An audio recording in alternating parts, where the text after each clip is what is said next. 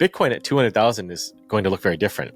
And then it's not like, it's hard for it to go up by another 100,000. So you go up to 300, right? Mm-hmm. And you see, a couple more Omega candles getting us to 500. And at that point, we've reached, half of gold's market cap. And at that point, I think you start to demonetize gold, because people with allocation to gold will see that, Bitcoin just went from 0 to 500,000 in maybe 17 years, maybe 18 years. We'll see. But that is a really crazy realization that will dawn on them. And then you start to demonetize gold, and then you just double again to get to 1 million.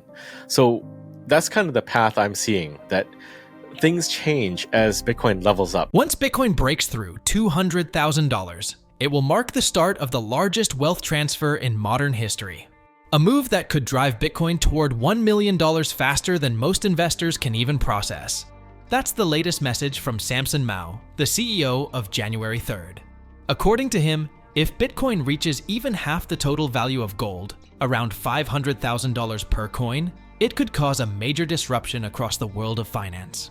The managers and investors who have always looked to gold as the safest place to keep their money would be forced to rethink everything. Mouw believes that the scramble to move money out of gold and into Bitcoin wouldn't be slow or careful. It would be a rush, and that rush could push Bitcoin's price even higher. The higher Bitcoin goes, the more obvious its role becomes as a reliable way to protect and store wealth.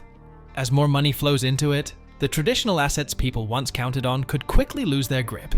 Make sure to stick around until the end of the video, as Samson Mouw breaks down the strategy that could decide which investors thrive and which collapse. Also guys, only a small percentage of my viewers subscribe. If you enjoy staying updated with finance content, consider subscribing or liking the video. It's free and you can always change your mind. Now here's Samson Mouw with his latest outlook on Bitcoin. I think it's either at the 500,000 mark or 1 million mark. Somewhere in that range is when people stop wanting fiat. Mm-hmm. So there's a lot of models out there. Saylor has his Bitcoin 24 model, and then there's Power Law, and there's all these other models. None of them actually choose a break point. But you're right, there is a breaking point. It's not going to coexist forever. It just, I think that's a pipe dream. We'll always have this exchange rate, and we'll be trading Bitcoin for $100 million, and we'll make new fiat with more zeros on it. I don't think so, because Bitcoin is a far superior technology. It's like 100x, if not 1,000x, on anything we've ever had in the past. Right? Being able to transport value for a few dollars instantly across the planet with finality. That is a big game changer. And most people don't understand that. Most people don't even know what finality is, right? Like, they don't understand that when you pay with your credit card, that's not final yet. It's finalized weeks, maybe months later.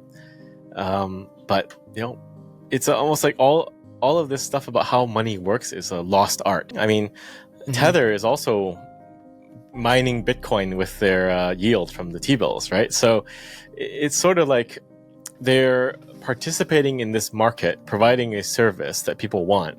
And there's like 400 million some odd users for Tether around the world. You can't just remove that and say, everyone's going to use Bitcoin, because most people don't want Bitcoin right now. And that's just a fact that we have to acknowledge. They just want dollars, whether it's physical dollars in their local bank account, or a digital dollar from Venmo or PayPal, if they can get those accounts, or a digital dollar via Tether. It's just different transport mechanisms for that same instrument, a digitized dollar. So I think you have to serve that market. And I've heard people say that stablecoins are an attack on Bitcoin, or stablecoins are a CBDC. But you're kind of reaching there. A CBDC, by definition, is from a central bank, right? A private stablecoin issuer is not that. Even in Canada, when we had the trucker protest, and the government was freezing funds, they had to go to the actual bank, not the central bank. So the central bank is almost an arm of the government. At least there is a step between government and the money. So they couldn't just tell the central bank, freeze these accounts, which they would have done if they could have done. but they had to go to the actual bank with some order from a court or judge, and then attempt to freeze them with some reason. And I think it's the same with stablecoins. The central banks won't be able to do that. So it's still a private issuer of a dollar instrument. And as for prolonging, expanding dollar dominance, I don't really think it would do anything outside of just, the current system. Like, if they didn't exist, I don't think we would get into Bitcoin faster. I think someone would create some sort of instrument. Maybe it would be an eCash, or who knows, right? But there'll be something filling that market void for the past decade or so. And that would be the thing that kind of holds it over, because there is just demand for this product. There is at least $115 billion worth of demand for this type of instrument. And I don't think you can really deny that, right? If it wasn't Tether, it would be someone else, right? The demand will be met by some sort of product. But even Paulo and the Tether guys, they don't seem to think that the dollar is going to last forever. It's just an interim step on the road to Bitcoin adoption. But it is still a step that's needed, because a lot of debts are still denominated in dollars, and people are looking to settle those debts. And it's still mostly the unit of account for trade. I don't think it's true that people won't lend their Bitcoin to generate a yield, right? I mean, even before the dawn of fiat, people would lend gold or silver to earn interest on it. The question is, we're in this really weird transitory period between Bitcoin and fiat, where there's a lot of risk there, right? Like, can you, first of all, there's custody risk, and there's all this kind of the crazy schemes that have went on with yield generation, like Celsius and everything else, right? And that is one part of the risk. But the other part is, would you actually generate a decent yield on Bitcoin? And what do people borrow Bitcoin for right now? And that's largely to short or to use as collateral. But at least in the years prior, I think a lot of it was just for trading. You borrow to short. And I think as you move more towards companies that are generating yield on Bitcoin in, using it as collateral or something like that, I think you're going to still have a lot of risks, because, shorting with Bitcoin is a directional trade, which is really risky, especially if Bitcoin moves. And then you can get things like the Celsius debacle and everything from those crypto guys and their cool hedge funds. But I think it's not that it won't work. It's just we've been so far removed from the idea of lending a hard asset that it seems odd, especially if Bitcoin is going to increase in value massively, right? And the yields on dollars are higher. So we're kind of at this weird place where nothing is either one way or the other. But I think in a post-hyper-Bitcoinized world where everything is Bitcoin, you will have people lending. And I think deflation is not necessarily a bad thing, because technology is inherently deflationary. And we should always be advancing technology. And that relates to energy production too. So everything should get cheaper over time, assuming the money supply was not bastardized. Mouw believes Bitcoin is on course to surge between $500,000 and $1 million, a move that could ultimately render fiat currencies obsolete. He argues that stablecoins like Tether are paving the way for this transformation, helping millions transition away from the grip of central bank digital currencies and the controls built into the legacy financial system. In a post-hyper-Bitcoinization world, Bitcoin lending could thrive much like gold lending once did, fueling a deflationary, tech-driven economy. This is the move toward a voluntary, Bitcoin-powered financial system where money finally works for the people, not governments. The revolution is already underway, and according to Mouw, there's no turning back. Well, if you look at history, a lot of times when the economy or a country's situation is dire, they look to target the wealthy people, and they will create reasons to target those people. And you still see it. I mean, a lot of the more left-leaning politicians love to say tax the rich, but they never say, let's figure out how to generate revenue or make money or anything like that. But you can only tax the rich or take from other people to a certain extent, because the demand for money is unlimited. Like, you could take all of the wealth of the top billionaires in the world and it would be burnt in a day or a month by the government spending. Yeah. So that is really not a solution. But we know again from history that when things are bad, the people that are not poorly off are going to be targeted. So you should do what you think is necessary to protect yourself from that possibility, and your family, of course. But if you want to make a difference, I think you have to get more Bitcoin adoption into the world. And this is why we do what we do at Jan 3, because if there's only a handful of us, how many Bitcoiners do you think there are, like on X? Well, let's say like 100,000. Maybe there are a lot of lurking, right? Who knows? Yeah. But that's not a lot. And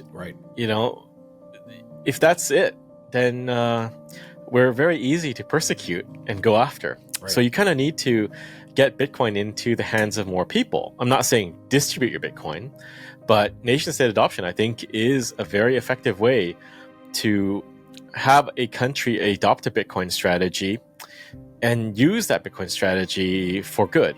And that is tapping into energy. Bhutan, again, is a great example. Mm-hmm. Very high per capita Bitcoin per person.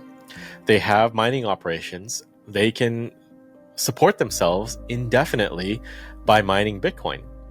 And there are many examples of this model, like in the Middle East, like the UAE or Saudi Arabia, where the oil can finance everything. You don't need to tax the population. But to get from, the possibility of mining Bitcoin to mining Bitcoin, there's a road there, right? And it's plagued with barriers and obstacles and everything, and those are the things we have to get around. But just taking Canada as an example, I haven't run the numbers for a while, but like 4 years ago-ish, you could fit 3 entire Bitcoin networks in Canada. And now maybe it's 1, maybe 1.5 networks, but that's still massive. So the potential for a lot of countries to mine Bitcoin to finance themselves is massive. And it's not just countries with hydro. I mean, like the Philippines, Indonesia, these are like the top 2 countries with the geothermal potential. But to tap into those geothermal reserves takes time. To build up mining farms and get the equipment takes time too. So I think this is the way we have to go. If you're really trying to, plan ahead and plan for a better future with Bitcoin, I think it is helping us, or just doing it on your own if you don't want to work with us, just to orange pill the countries to get them self-sufficient in terms of Bitcoin. And then that is probably going to make the biggest difference, because they'll be able to finance social programs and, all these things that will be needed if fiat dies very rapidly. There's going to be a massive competition to attract capital and to attract Bitcoin, and by that extension, Bitcoiners. So all of these things that are welcoming are going to be done, and it'll be this huge competition. So possibly zero tax. Possibly no capital gains. Hard to say. But the thing that most countries need to understand is you can't be the last one that opens up the door and says, here are all the conditions why you want to come here, because, someone will have done it before you. And then it's like, yeah, okay, well, now what? Like, yeah, okay, no capital gains here, but no capital gains in the US. Which place would I rather be? So the more disadvantaged you are in terms of attracting capital and attracting Bitcoin, the sooner the better for implementing some strategy that welcomes capital.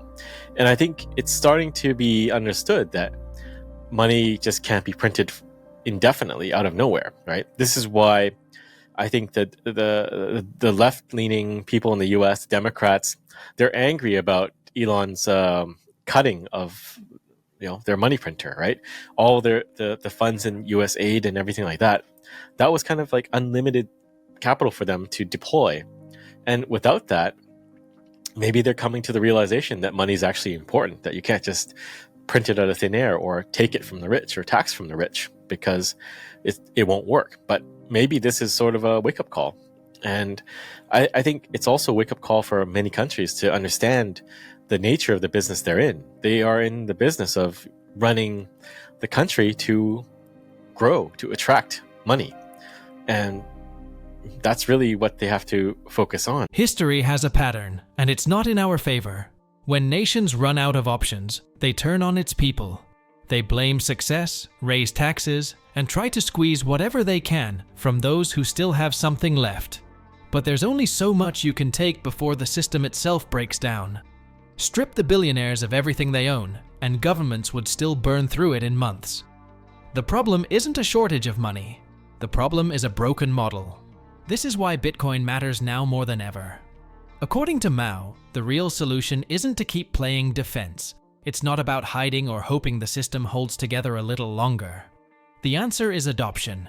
Real adoption that spreads Bitcoin into more hands, across more borders, and into the heart of how countries sustain themselves. Because if only a few hold it, they're easy to target. But when nations adopt it, when energy-rich countries mine it to fund their future, the leverage shifts.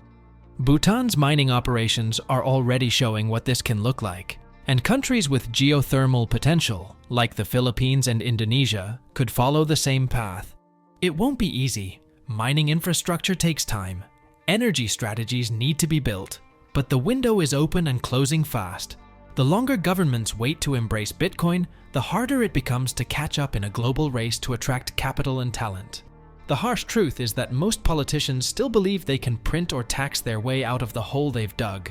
But money that's backed by nothing eventually collapses under its own weight. As Mo puts it, the sooner governments understand they're in the business of attracting capital, not chasing it away, the sooner they'll realize Bitcoin isn't just an asset, it's the foundation of what comes next. Anyway guys, before we go, if you want to stay most up to date on the crypto and Bitcoin world, subscribe to my daily 5-minute crypto newsletter. It's a concise resource for the latest expert predictions, breaking news, and top-on-chain analysis, trusted by over 50,000 subscribers for insightful crypto investment information.